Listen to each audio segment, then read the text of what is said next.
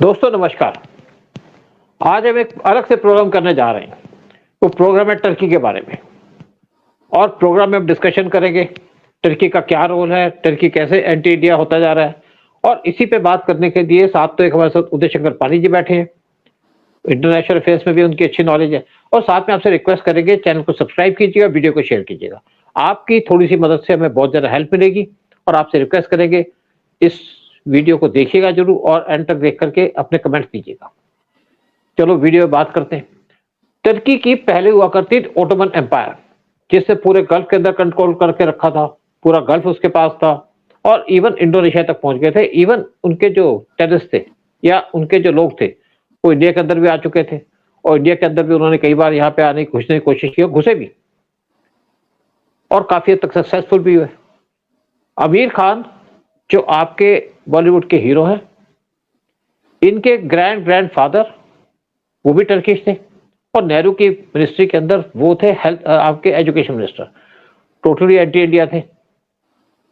और उन्होंने हमारी एजुकेशन पॉलिसी बनाई। एजुकेशन पॉलिसी के अंदर उन्होंने सारा कुछ दिखाया कि यहाँ पे मुगलों ने बड़ा अच्छा काम किया। हिंदुओं को ऐसा दिखाया कि हिंदू ने कुछ नहीं किया। आपके शिवाजी के बारे में कुछ नहीं किया। इवन राणा प्रताप के बारे में कुछ, यानी कि हमें गलत थी यहाँ पे अपनी हिस्ट्री पढ़ाई गई। और आज उसके बाद जब फर्स्ट वर्ल्ड वॉर हुआ तो ओटोमन एम्पायर कोलैप्स हो गई, क्योंकि वो क्योंकि वार हार गए थे। वो थे जापान और जर्मनी के साथ। इवन जो इजराइल था वो भी उनके कब्जे में था। और इजराइल का जो हाइफा पोर्ट है उसको किसने वहां पे उनके कब्जे से छुड़वाया? वो थे इंडिया के सोल्जर्स, जो ब्रिटिश सोल्जर थे लेकिन इंडियन थे। और आज इवन इजराइल ने अपनी कंट्री के अंदर उनको बहुत बड़ी एक नाम दिया है कि हमें हमारे हाइफा पोर्ट को छुड़वाने के पीछे हिंदुस्तान का हाथ है, हिंदुस्तान के सिपाहियों का हाथ है। और दिल्ली के अंदर जो आपका प्राइम मिनिस्टर का हाउस हुआ करता था नेहरू का, 3 मूर्ति भवन, उसके आगे भी उन्हीं 3 लोगों की मूर्ति लगी है। चलो इसकी बात करें कि हम बात करने जा रहे हैं टर्की की। ओटोमन एम्पायर के खत्म होने के बाद वहां पे इनके अतुर्क आए, इनके जो प्राइम मिनिस्टर थे, प्रेसिडेंट थे, उन्होंने वहां पे अपनी कंट्री को डिफरेंट कर लिया। और जब क्योंकि उस टाइम पे जो ओटोमन एम्पायर खत्म होने के बाद सिर्फ टर्की रह गया था जहां पे इनका कंट्रोल था। लेकिन जब एर्डोगन आए उनके प्रेसिडेंट, पहले 10 साल तक तो अच्छे से रहे, लेकिन पिछले कुछ सालों से उन्होंने अपनी कंट्री के अंदर एक्सट्रीमिस्ट को प्रमोट किया। ईरान से जो लोग जाया करते थे वहां से परेशान होकर के जाते थे यूरोप, तो टर्की के अंदर जाकर के अपने हिजाब उतार देते थे, क्योंकि वहां पे लोग स्कर्ट पहन के घुमा करते थे टर्की के अंदर। लेकिन आज टर्की के अंदर बुर्का राज चल चुका है एर्डोगन की वजह से। एर्डोगन आने के बाद इन्होंने कश्मीर इशू उठाना शुरू कर दिया पिछले 3-4 साल से। और जब इन्होंने कश्मीर इशू उठाया तो उसके बाद पीएम मोदी ने भी इस पे एक्शन लिया। पीएम मोदी ने भी यूएन के अंदर जाकर के ग्रीस और साइप्रस जो इसके एनिमीज है उनके एम्बेसडर, उनके लीडर्स के साथ मीटिंग की और विजिट भी किया इस कंट्री के अंदर। आज हम यही बात करेंगे कि किस तरीके से टर्की ने ऑपरेशन सिंदूर के अंदर भी पाकिस्तान का साथ दिया और किस तरीके से अर्मीनिया के खिलाफ भी टर्की खड़ा हो गया। अर्मीनिया क्रिश्चियन कंट्री है। तो बात करने के साथ हमारे लिए बैठे हैं, हमारे साथ बैठे हैं उदय शंकर पानी जी। उदय शंकर पानी जी, आप टर्की की बात कीजिएगा जो आज टोटली एंटी इंडिया हो चुका है। तो आप क्या सोचते हैं कि टर्की का क्या इलाज करना पड़ेगा और कैसे इंडिया उसका इलाज कर रहा है? सर, टर्की है सूटेड बूटेड जिहादीज। वो पूरी दुनिया को अपना दुश्मन समझते हैं वो लोग। वो और खास तौर से अपने दोस्तों को। जब वहां भूकंप आया हिंदुस्तान ने मदद की और पाकिस्तान ने उन्हीं की वो जो एक्सपायरी डेट वाली एड थी वो टर्की को दे दी। लेकिन बेशरम लोगों को शर्म नहीं है। इनका तो धर्म में, इनके कर्मों में यही है कि जो हमारा बाप है जिसने हम पे एहसान किए हैं उसकी पीठ पे चाकू मारो। ये करते आए हैं। और ये जो हमारे टर्की वाले हैं जो आज कोशिश कर रहे हैं कि ये चौधरीगिरी इस्लामिक कंट्रीज की वो उनको मिल जाए, क्योंकि उनको पता है कि पाकिस्तान अभी गायब होने वाला है। और उसकी जो हालत है इकोनॉमिकली और ऑन ऑल अदर फ्रंट्स, और उनको पता है कि ये अमेरिका की कठपुतली बन के बैठे हैं और किसी वक्त भी अमेरिका उनकी डोर काट देगा। तो चलने दीजिए सर, ये अपने ही मतलब अपना ही नुकसान करने वाले हैं। ये जो अपने बैकयार्ड में पागल कुत्ते और बिच्छू और जहरीले सांप रख रहे हैं, उन्हीं को डसेंगे वो लोग। और देखना ये थोड़े दिनों के बाद वो टर्की चीख मारता रहेगा कि देखो पाकिस्तान ने कैसे धोखा दे दिया। बांग्लादेश ने कैसे मुझे धोखा दे दिया, हम तो इस्लामिक ब्रदरान है, हमारे को कैसे उन्होंने नुकसान कर दिया, लेकिन होने वाला वही जो आज तक हिस्ट्री में होता आया है। और चिंता करने की बात नहीं सर, ये खुद की मौत मारेंगे वो लोग। अच्छा, वो तो आपने बिल्कुल ठीक बात की कि ये लीडर बनना चाहते हैं इस्लामिक वर्ल्ड के, क्योंकि आज सऊदी इस्लामिक वर्ल्ड का लीडर है और इसी चक्कर में दोनों के आपस में डिफरेंसेस हैं। लेकिन जब यहाँ पे एक एग्रीमेंट साइन किया गया, अब्राहम एग्रीमेंट, जिसके अंदर कुछ गल्फ कंट्रीज अपने रिलेशंस को डेवलप कर रही थी इजराइल के साथ, तो इन्होंने वहां पे ऑब्जेक्शन उठानी शुरू कर दी, जबकि उस टाइम पे इजराइल के साथ टर्की के डिप्लोमेटिक रिलेशंस थे। लेकिन जो बहरीन और यूएई वहां से रिलेशन करना चाहते थे, उस पर इनको ऑब्जेक्शन थी। लेकिन अब एक और बात सामने आई है, चलो हम पहले दूसरी बात कर लें। जितने भी सीरिया, पाकिस्तान या बाकी लोग जो जाना चाहते हैं यूरोप के अंदर, वो जाते हैं टर्की के रास्ते, टर्की में जाते हैं। टर्की के लोग, जो गवर्नमेंट है, उनको बसों में बैठा करके बॉर्डर पे छोड़ देती है और बॉर्डर से ग्रीस में घुस जाते थे और ग्रीस से घुस करके चले जाते थे यूरोप के अंदर। लेकिन पिछले कुछ सालों के अंदर ग्रीस ने अपने बॉर्डर को सील कर दिया, वहां पे फेंसिंग कर दी, तो घुस नहीं पा रहे, वहां पे दंगे करते हैं। लेकिन ग्रीस की जो आर्मी है इन पे पानी छिड़क देती है, लेकिन अपनी कंट्री के अंदर घुस नहीं देती। तो इन्होंने सी के रास्ते जाना शुरू कर दिया। पीछे एक इंसिडेंट हुई थी जहां पे एक बोट के अंदर 200 लोग बैठे हुए थे जो सीरियन थे और पाकिस्तानी थे, और बोट समुद्र में डूब गई, उनको बचाने कोई नहीं आया। बचाएगा कैसे वहां पे?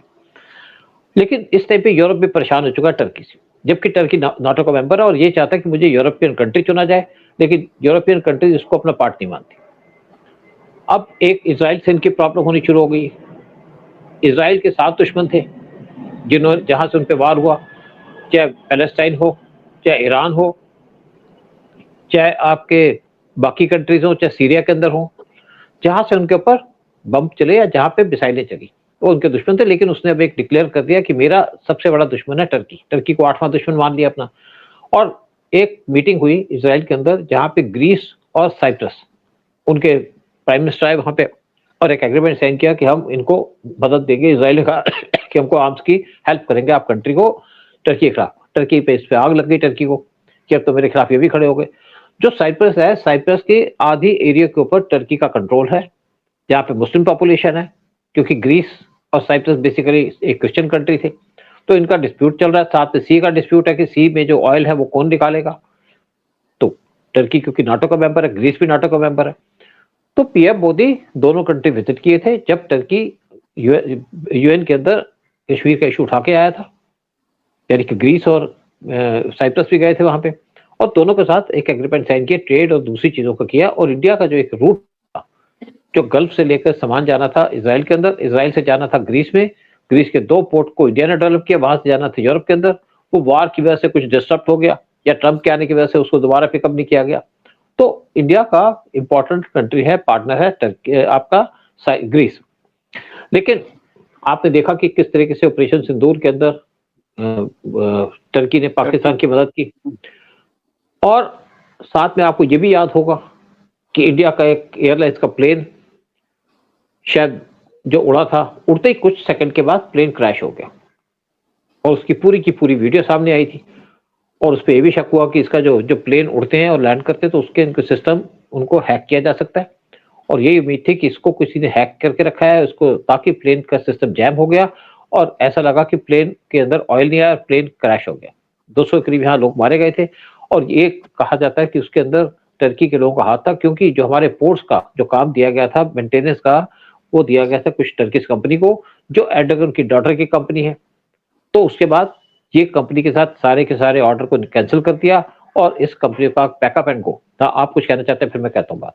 सर, ये जो हमारा इंडिगो का भी फियास्को हुआ था, बहुत ज्यादा कंफ्यूजन, 2-3 दिन तक बड़ा तूफान मचा था, वहां भी टर्किश कनेक्शन आए हैं कि किस तरह से। हाँ, और अभी इंडिगो को बोला है कि भैया इमीडिएटली आप इनके साथ रिश्ता तोड़िए, लेकिन वो तोड़ नहीं रहे क्योंकि उनके लॉन्ग टर्म थोड़ा कुछ प्लानिंग थी। बट इंडियन गवर्नमेंट ने अपना पुट द फुट डाउन, उन्होंने कहा भैया नहीं, कुछ भी नहीं, ये टर्किश जो कॉन्ट्रैक्ट्स हैं आप इमीडिएटली इनको अबॉलिश करिए। तो इंडिगो के पीछे भी यही है। हाँ।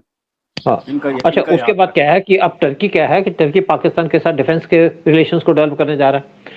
टर्की कुछ कंपनियां पाकिस्तान के अंदर अपने डिफेंस के इक्विपमेंट को मैन्युफैक्चर करेंगे। पाकिस्तान ने उनसे कहा कि आप आइए, आपको फ्री में लैंड देंगे या सस्ते में लैंड देंगे। तो टर्किश कंपनी अपने कुछ इक्विपमेंट को प्रोड्यूस करने जा रही है, मैन्युफैक्चर करने जा रही है पाकिस्तान के अंदर, जिससे दोनों कंट्री को फायदा होगा। पाकिस्तान को मेनली फायदा होगा क्योंकि पाकिस्तान को इक्विपमेंट सस्ते मिलेंगे, लेकिन पाकिस्तान के पास फिर भी पैसे नहीं इक्विपमेंट खरीदने के। तो इंडिया को इस चीज की भी चिंता है। लेकिन दूसरी बात है कि इंडिया इस टाइम पे टर्की को मानता है अपना एनिमी नंबर 3।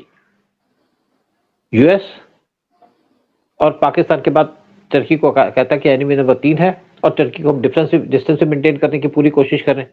जितने भी टर्की के साथ बिजनेस थे, जैसे वहां से कुछ पत्थर खरीदते थे, वो ओमान से लेने शुरू कर दिए हमने, और क्योंकि ओमान हमारा टेस्टेड फ्रेंड भी है।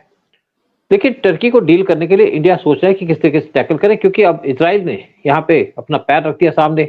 इजराइल कहता है कि मैं, क्योंकि उसने ग्रीस और साइप्रस के साथ एक मीटिंग किया, उनको आर्म्स एमुनिशन देगा, तो इंडिया भी इस चक्कर में सामने आ चुका है। और इजराइल ने वैसे भी इंडिया से कहा था कि हम चाहते हैं कि हमारे जितने भी डिफेंस के इक्विपमेंट है वो इंडिया के अंदर बनाए जाए, क्योंकि इजराइल एक छोटी कंट्री है। जब इजराइल का ईरान से वार हुआ था या हमास इनके ऊपर मिसाइलें फेंक रहा था, तो कई मिसाइलें इजराइल के अंदर गिर गई, क्योंकि इजराइल एक छोटी कंट्री है। तो इसलिए इजराइल अपने डिफेंस इक्विपमेंट के जो मैन्युफैक्चरिंग का काम है इंडिया में ट्रांसफर करना चाहता है। इंडिया गवर्नमेंट ने भी ओके कर दिया, क्योंकि कुछ यूरोपियन कंट्रीज ने भी इजराइल कंपनियों के ऊपर कुछ सैंक्शन लगा रखी है, क्योंकि कुछ कंट्रियां पैलेस्टाइन को सपोर्ट करती है, यूरोपियन कंट्री, और इसलिए इजराइल अपने इक्विपमेंट को इंडिया के अंदर बनाना चाहता है। इससे क्या है कि इससे इंडिया को टेक्नोलॉजी मिलेगी, मैन पावर इंडिया के पास है, पैसा भी इंडिया के पास है, तो ये इससे इंडिया के डिफेंस सिस्टम और ज्यादा स्ट्रॉन्ग होगा। इससे टर्की को चिंता है।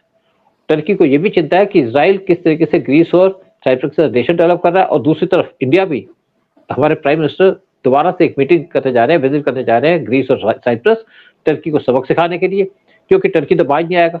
टर्की अपना एटीट्यूड टोटल चेंज कर चुका है। पहले जो टर्की का अटेंशन था वो था गल्फ की तरफ, और दूसरा उनका अटेंशन था कि किस तरीके से इस्लामिस्ट को भेजा जाए यूरोप के अंदर, ताकि वहां पे सिस्टम को बर्बाद किया जाए। लेकिन वो भी कुछ चीजें समझ रहे इसके अंदर कि टर्की से जितने भी इस्लामिस्ट आते हैं उनको रोका जाए। और इंडिया को भी चिंता है इस तरीके की कि यहाँ पे जो फ्यूचर के अंदर मिलिटेंट अटैक होंगे। जब आपका मुंबई अटैक, जब रेड फोर्ट का अटैक हुआ था दिसंबर 2025 में, तो इनके वहां पे टर्किश के कनेक्शन भी निकले थे टेररिस्टों के। ये टर्की भी विजिट किए थे हमारे जो कुछ टेररिस्ट। सर ये सुधरेंगे नहीं, ये जिहादी लोग हैं बिल्कुल। अच्छा, मुझे एक चीज बताइए कि how is the relationship with Russia, because मुझे नहीं लगता रशिया के साथ भी उनके अच्छे रिलेशन है टर्की के। देखो, रिलेशन तो अच्छे नहीं है, क्योंकि टर्की है नाटो का मेंबर, और टर्की का क्या है कि रशिया कंट्रोल करता है आपका ब्लैक सी, और ब्लैक सी पे निकलने के बाद वो आता है टर्की के रास्ते। तो टर्की जितने भी यूएस के वारशिप, रशिया के वारशिप है, उनकी पूरी इंफॉर्मेशन यूएस को देता है। टर्की ने S-400 मिसाइल तो ली थी रशिया से, और वो इसलिए ली उसने, तो रशिया ने इसलिए उसको मिसाइल बेची कि रशिया टर्की को दूर करना चाहता था नाटो कंट्री से। लेकिन तब यूएस ने उसे कह दिया अगर आपके पास S-400 मिसाइल होगी तो हम आपको F-35 जेट्स ही देंगे। अब टर्की सुना है कि उस S-400 मिसाइल को किसी और कंट्री को देना चाहता है, उसके लिए उसको रशिया के अप्रूवल की जरूरत है। हो सकता है इंडिया को मिल जाए, लेकिन इंडिया टर्की की मिसाइलें नहीं लेगा, क्योंकि वहां पे कुछ प्रॉब्लम भी हो सकती है, यानी कि कुछ भरोसे वाले नहीं है। तो इंडिया अपने हिसाब से चलना चाहता है। तो यूएस, देखिए हर एक कंट्री का अलग अलग, जैसे इजराइल की अगर बात करें तो इजराइल जब यूक्रेन, जब आपका अर्मेनिया और अजरबैजान की लड़ाई हुई थी, तो उस टाइम पे अजरबैजान एक जो मुस्लिम कंट्री है उसके साथ टर्की भी था, पाकिस्तान था, साथ में इजराइल था, और अर्मेनिया के साथ था आपका ईरान। इंडिया भी उसको सपोर्ट कर रहा था अर्मेनिया को, लेकिन तब तक हम बहुत ज्यादा क्लोज नहीं थे। लेकिन लोग इसलिए परेशान है कि इजराइल कैसे एक इस्लामिक कंट्री को सपोर्ट कर रहा था। इजराइल इसलिए सपोर्ट कर रहा था अजरबैजान को कि अजरबैजान उसको ऑयल देता है, और दूसरी बात यह है कि अजरबैजान ने अपनी जो इंपॉर्टेंट पोस्ट है या बॉर्डर का एरियाज है वो इजराइल को दे रखा, और इजराइल की इंटेलिजेंस वहां से काम करती है ईरान के ऊपर वॉच रखने के लिए, क्योंकि इजराइल के लिए सबसे इंपॉर्टेंट जो कंट्री है, दुश्मन है, वो है ईरान। तो इसलिए अजरबैजान को इजराइल ने सपोर्ट किया था, उनको टेक्नोलॉजी भी दी, कुछ इक्विपमेंट भी दिए थे। तो बड़ा अजीब सा ये था। अब इंडिया इस टाइम पे टोटली सपोर्ट पे आ चुका है अर्मेनिया के। उनको हम डिफेंस सिस्टम भी प्रोवाइड कर रहे हैं, मिसाइलें प्रोवाइड कर रहे हैं, ड्रोन भी प्रोवाइड कर रहे हैं। और जब अजरबैजान और अर्मेनिया की लड़ाई हुई थी तो अजरबैजान वीक था, जबकि बड़ी कंट्री है उनसे, और इनके पास टैंक्स वगैरह ज्यादा थे अर्मेनिया के पास। लेकिन अर्मेनिया के पास उनका जो मिसाइल ड्रोन्स थे उनका तोड़ नहीं था, यानी कि वो ड्रोन्स को नहीं गिरा पाए, और ड्रोन्स ने उनके टैंक को डिस्ट्रॉय कर दिया जो प्रोवाइड किया उनको आपके टर्की ने। तो इसलिए यहाँ पे एक अलग सा कंफ्यूजन है। देखिए हर एक कंट्री का अलग टाइप का रिलेशन होता है हर एक के साथ। एक के साथ है, फिर वो देख, जैसे आप बात कीजिए इसराइल के साथ, इसराइल के तो इस टाइम पे रशिया से भी रिलेशन अच्छे नहीं है, लेकिन दूसरी तरफ इंडिया के साथ इसराइल के बड़े अच्छे रिलेशन है, इंडिया और रशिया के बहुत अच्छे रिलेशन है। लेकिन हर एक कंट्री का अपना अपना सिस्टम है, एक के चक्कर में कोई दूसरे से रिलेशन अपने खराब नहीं करता। लेकिन जहां तक टर्की की बात है तो इंडिया ने डिसाइड किया कि टर्की के साथ कोई बिजनेस नहीं करेंगे, और जो जिन कंपनियों के बिजनेस है, जैसे आपने कहा इंडिगो के या उनके जो हमारे एयरपोर्ट्स हैं जिसपे टर्की को कंट्रोल किया था, उनसे भी हटा दिया। टर्की से हम कुछ एक एयरक्राफ्ट भी, वो शिप्स भी ले रहे थे, स्पेशली जो कार्गो के शिप्स होते हैं, वो भी हमने उनके साथ डील कैंसिल कर दी कि हम अब टर्की से कुछ नहीं लेंगे। टर्की अपनी फोर्सेस को इस टाइम पे बहुत ज्यादा स्ट्रेंथन कर रहा है। टर्की के पास कम से कम 250 से ज्यादा उनके पास वारशिप्स हैं, लेकिन टर्की के पास एयरक्राफ्ट कैरियर नहीं है। टर्की अब एयरक्राफ्ट कैरियर बनाने जा रहा है, टर्की ड्रोन्स बना रहा है, जो टर्की बहुत सी कंट्री को सप्लाई कर रहा है, पाकिस्तान को सप्लाई कर रहा है। तो टर्की इंपॉर्टेंट कंट्री भी है, पावरफुल भी है, ये तो कहने की बात है। लेकिन इंडिया ने जिस तरीके से टर्की के ड्रोन्स को ऑपरेशन सिंदूर के अंदर डिस्ट्रॉय किया, उसका मैच नहीं है। उससे टर्की बहुत ज्यादा डिमोरलाइज हुआ, और ये ड्रोन्स बना रहा है, वो बना रहा है टर्की का जो प्रेसिडेंट एर्डोगन, उनका सन इन लॉ, उसकी कंपनी है, और इनकी जो लड़की है वो हमारे सारे एयरपोर्ट से कंट्रोल करती थी। लेकिन अब इंडिया इसराइल के साथ अपना और ज्यादा कनेक्शन और ज्यादा मजबूत कर रहा है कि इसराइली जो डिफेंस सिस्टम है, बाकी चीजें इंडिया के अंदर बनाई जाएंगी और प्रोवाइड की जाएंगी इंडिया को सस्ते में, ताकि इंडिया अपने दुश्मन स्पेशली टर्की, पाकिस्तान, बांग्लादेश, इनसे डील कर सके।